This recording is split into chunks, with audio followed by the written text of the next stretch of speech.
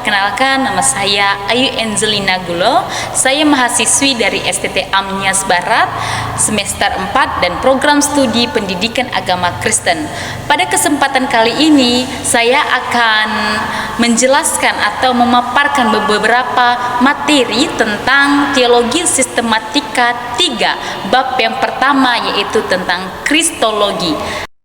Marilah kita saksikan video saya kali ini. Saya kembali menyapa kita semua. Shalom.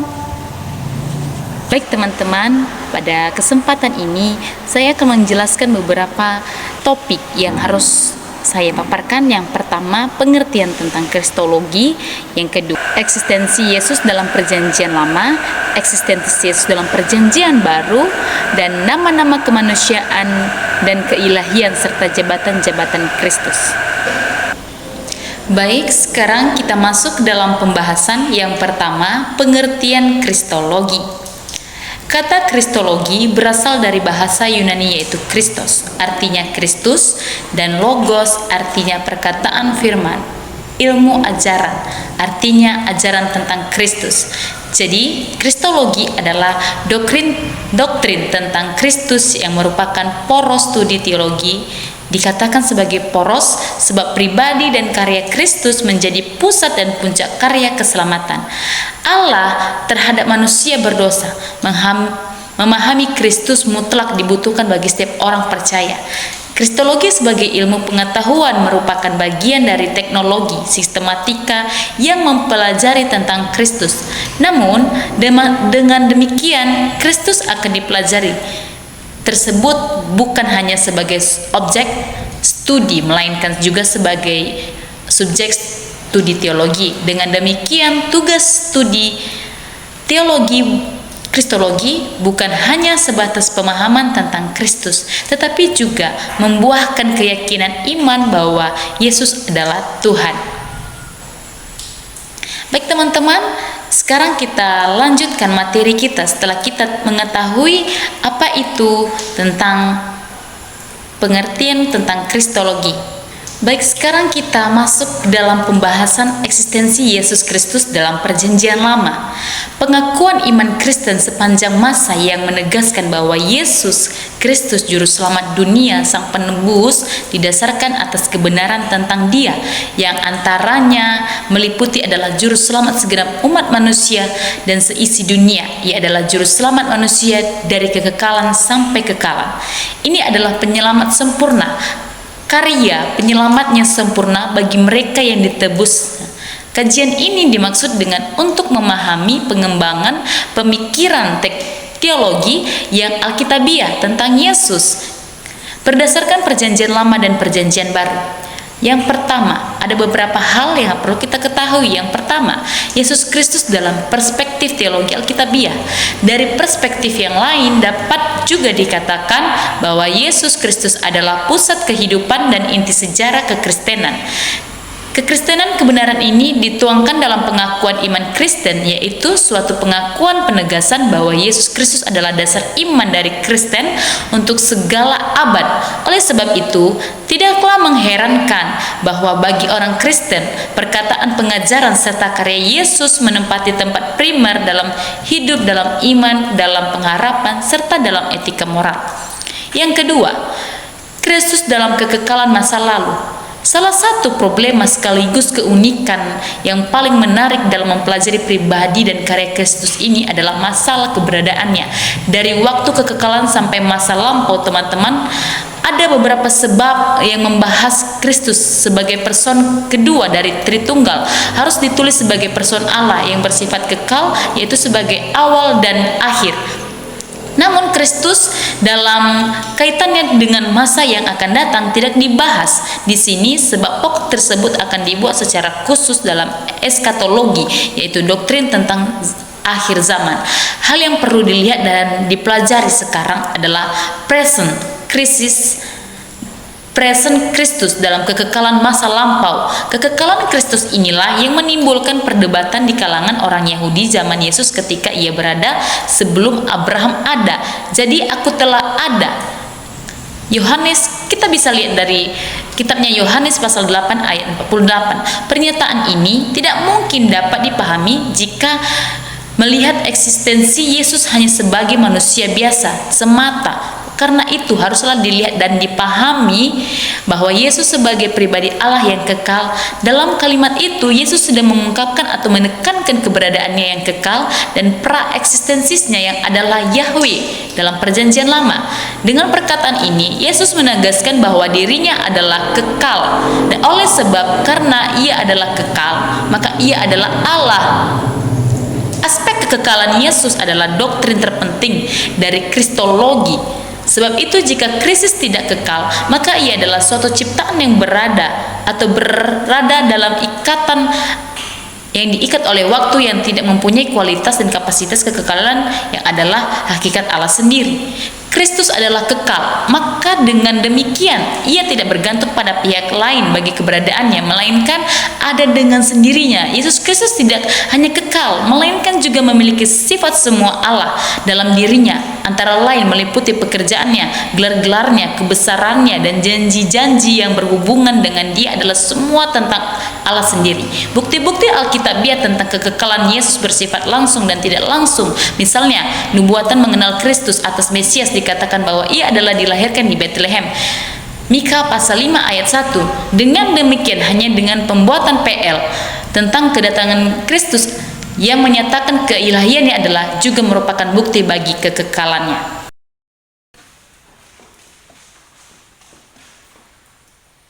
Baik, kita lanjutkan tentang eksistensi Yesus tadi. Tak kala Yesus mengatakan aku ada sebelum Abraham. Jadi, maka ia sedang mengungkapkan prakondisi eksistensinya yang adalah Yahweh. Hal ini yang perlu kita pelajari di latar belakang bagi eksistensi kebenaran tentang kebenarannya yang kekal. Ini adalah dasar penting bagi doktrin ortodoks mengenai Yesus Kristus adalah yang kekal, yang ada dan yang berada dengan sendirinya atau Yahweh. Kita bisa lihat dari Keluaran pasal 3 ayat 14. Pernyataan tentang Yesus Kristus dalam perjanjian lama merupakan latar belakang terpenting bagi eksistensi dan kisah Yesus dalam perjanjian baru, yaitu tipologi Yesus dalam perjanjian lama. Tipologi terutama berusaha menerapkan suatu fakta sejarah sebagai suatu contoh dari sebuah kebenaran rohani. Dengan demikian, maka istilah tipologi dapat dipahami berkaitan dengan hal-hal yang sering terjadi dalam perjanjian lama, yaitu hal-hal yang menyangkut pribadi-pribadi atau peristiwa-peristiwa dalam perjanjian lama. Ada beberapa yang perlu kita ketahui tentang tipologi ini. Yang pertama, tipologi Yesus dalam tokoh-tokoh PL. Beberapa dari tipologi tersebut antara lain adalah Harun, melayani di bait Allah. Kedua adalah Habel. Ketiga Adam. Keempat Daud. Dan kelima adalah Ishak. Dan keenam adalah Yusuf. Dan ketujuh adalah Yosua. Itu adalah tokoh-tokoh yang berada dalam PL, beberapa dari tipologi. Dan yang kedua, tipologi Yesus dalam peristiwa-peristiwa PL. Sejumlah peristiwa-peristiwa nyata dalam perjanjian lama yang menggambarkan tentang eksistensi dan karya Kristus dalam perjanjian baru antara lain. Yang pertama, pakaian Adam dan Hawa. Alkitab mencatat suatu perkara indah yang dikerjakan Allah adalah bagi umat manusia di tengah-tengah kejatuhan dan hukum dosa Adam dan Hawa. Tuhan berinisiatif membuat pakaian dari kulit binatang untuk manusia dan istrinya itu, lalu menggunakan kepada mereka. Kita bisa lihat sendiri dalam Kejadian pasal 3 ayat 21. Makna teologisnya yang perlu kita lihat di situ adalah bahwa Allah akan mengaruniakan belas kasihan dan pengampunannya untuk menutupi ketelanjangan manusia dari dosa. Kedua, pemeliharaan dalam batra di tengah-tengah hukum yang sedang dijatuhkan Allah kepada seluruh dunia. Allah meluputkan orang benar dari penghukuman yang merupakan aspek utama dari pekerjaan Yesus Sang Juru Selamat. Dan yang ketiga, pembebasan dari Mesir. Seluruh lukisan tentang Israel yang dibebaskan dari Mesir dan dibawa melalui padang gurun ke tanah perjanjian adalah sumber utama dari tipologi dan lukisan yang menggambarkan pekerjaan keselamatan dari Kristus itu sendiri. Yang keempat, masuk tanah perjanjian, menyeberangi lautan Teberau melalui air laut yang terbelah, menggambarkan kematian Kristus sebagai jalan kemenangan, adalah pintu masuk untuk menikmati harta rohani dan kekayaan hikmat Allah. Wah teman-teman, kalau kita melihat ini, wah ini sangat luar biasa kali karya Allah dan belas kasihan Allah kepada kita sebagai ciptaannya. Baik, sekarang kita masuk tentang Yesus Kristus dalam nubuatan perjanjian lama. Jabatan Kristus dalam perjanjian lama dikenal dengan istilah nubuatan Mesias, yaitu berita yang diberitakan oleh Allah melalui para nabi, yang juga disebut sebagai manusia Allah atau hamba Allah, tentang pribadi Kristus dalam peristiwa-peristiwa yang dialami dalam perjanjian baru. Ini membuat tentang eksistensi Yesus yang digenapi dengan sempurna dalam perjanjian baru. Ada beberapa yang perlu kita lihat. Yang pertama, nubuatan tentang kelahirannya. Yang kedua, nubuatan tentang pribadinya. Dan yang ketiga, nubuatan tentang penderitaan dan kematian Kristus. Dan yang keempat, nubuatan tentang kebangkitan Yesus. Kita bisa dalam Mazmur pasal 16 ayat 10. Setelah kita menguati nubuatan dalam perjanjian lama, kita sekarang kita akan mengetahui tentang gelar-gelar Yesus dalam perjanjian lama. Apa sajakah gelar-gelar Yesus dalam perjanjian lama? Yang pertama, Yesus Kristus atau Yahweh, Yesus Kristus dalam perjanjian baru terbukti memakai sebutan atau gelar Tuhan, atau yang padanannya ialah Yahweh dalam perjanjian lama. Yang kedua adalah Elohim dalam perjanjian baru, terlihat indikasi penggunaan nama atau gelar untuk Yesus. Padanan kata Yunani adalah Theos. Yang ketiga, Adonai. Penyebutan Adonai dalam PL sama dengan Krios dalam PB. Eksistensi Yesus dalam perjanjian baru. Kita masuk ke dalam judul baru. Telah dibahas sebelumnya bahwa pernyataan Yesus Kristus dalam perjanjian lama adalah pembuktian pra-eksistensinya sebagai pribadi yang kekal, anak Allah dan anak manusia, Mesias yang menyatakan Allah kepada umat manusia. Pembelajaran kebenaran tentang Yesus ini menyoroti 3 pemikiran penting. Yang pertama, inkarnasi tentang Yesus Kristus. Inkarnasi Kristus ke dalam dunia menjadi landasan dan bukti konsistennya dan kesetiaannya dalam memenuhi rancangan Shalomnya yang kekal. Dengan alasan ini, Walford mengatakan bahwa seluruh teologi Kristen bergantung kepada inkarnasi Kristus ini. Yang kedua, problematika inkarnasi. Dalam inkarnasi Kristus ialah telah memiliki segala sifat dalam atribut Allah. Sifat-sifat mulia tersebut telah dimiliki sejak kekekalan sampai pada berinkarnasi dan sampai pada kekekalan masa depan Kristus. Tetap Allah yang tidak akan berubah. Bisa dilihat dari kitab Ibrani pasal 13 ayat 8. Sebelum Yesus berinkarnasi, ia belum mempunyai sifat kemanusiaan secara permanen, tetapi ia sudah berkarya bersama Bapa dan Roh Kudus. Kita bisa lihat dalam Penciptaan, Kejadian pasal 1 ayat 26.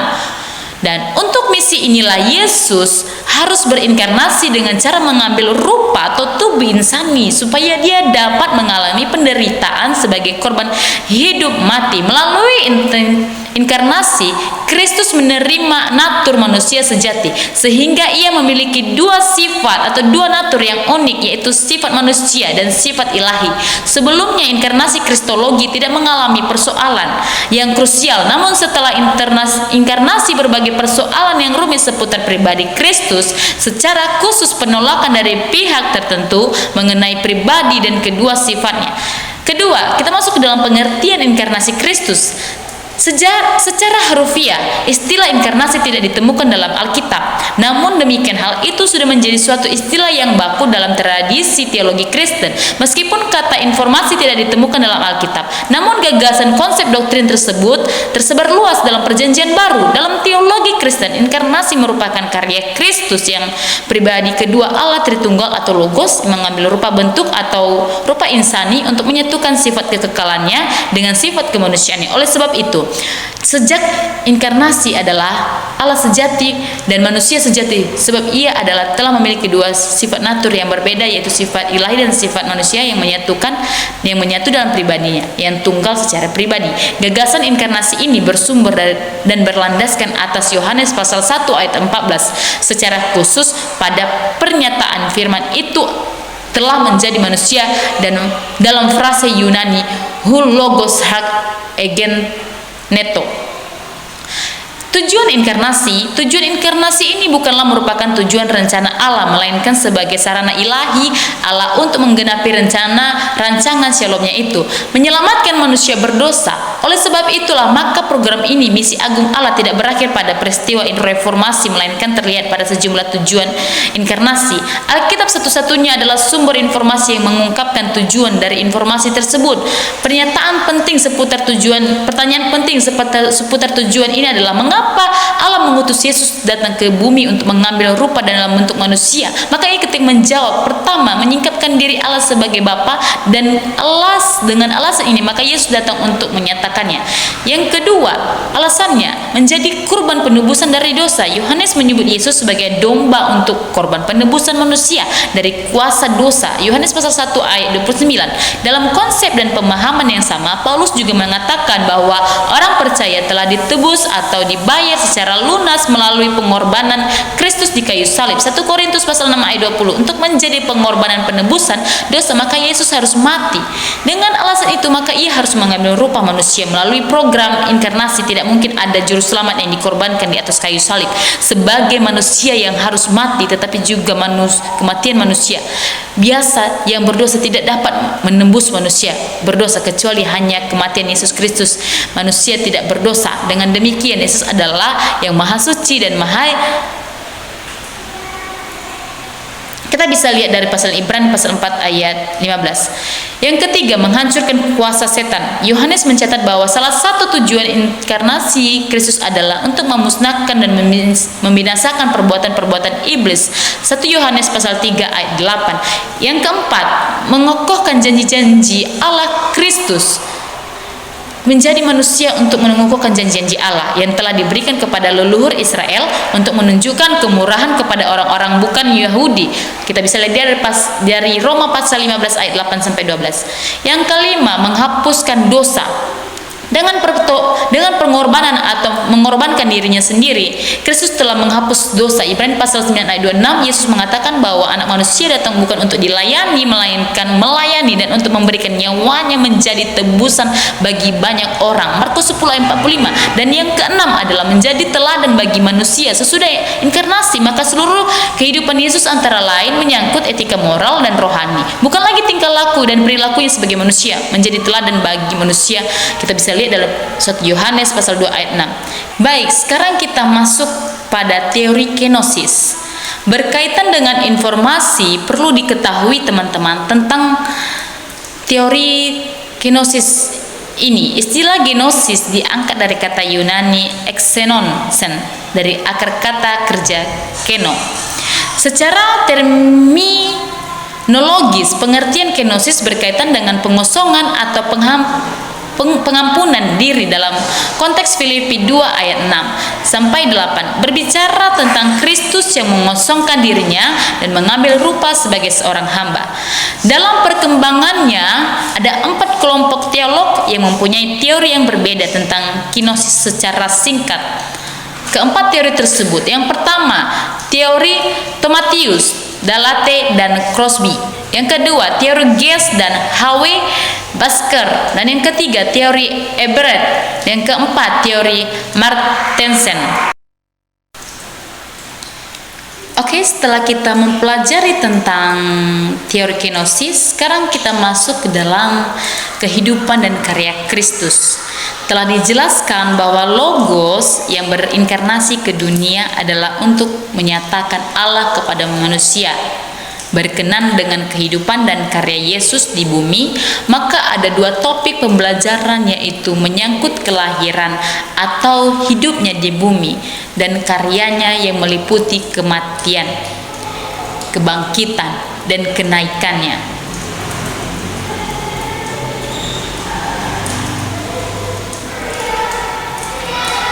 Baik, setelah kita mengetahui secara singkat tentang kehidupan dan karya Yesus, kita masuk ke dalam nama-nama kemanusiaan dan keilahian serta jabatan-jabatan Kristus. Nama-nama Kristus yang pertama, Kristus pada umumnya dalam kultur masyarakat Yahudi, nama orang cenderung dihubungkan dengan arti makna tertentu. Paling tidak ada beberapa nama yang melekat pada diri Yesus selama dalam masa pelayanan di bumi. Antara lain yang pertama adalah Yesus. Matius dan Lukas mencatat sebuah nama yang khusus diberikan kepada malaikat, kepada anak manusia, yaitu Yesus. Kita bisa lihat dalam kitab Matius pasal 1 ayat 21 dan Lukas pasal 1 ayat 31. Yesus adalah nama pribadi yang diberikan Allah kepada anak manusia sebelum ia dikandung dan dilahirkan sebagai manusia. Kita bisa lihat dalam kitab Lukas pasal 2 ayat 21.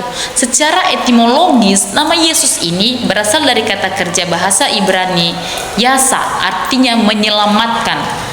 Dalam perjanjian lama, gagasan kata tersebut menjadi dasar bagi Yosua, yang artinya Yahweh adalah keselamatan. Dan nama yang kedua, Kristus, adalah nama jabatan yang melekat pada Yesus yang setara dengan predikat Mesias. Dalam perjanjian lama, istilah Mesias berasal dari bahasa Ibrani Masiah, artinya yang diurapi. Dalam konteks perjanjian lama, orang-orang yang diurapi adalah raja dan imam. Kita bisa lihat dari kitab Keluaran pasal 29 ayat 7 dan Imamat pasal 4 ayat 3. Dan yang nama ketiga adalah Tuhan. Nama lain yang dikenakan pada Yesus adalah Tuhan.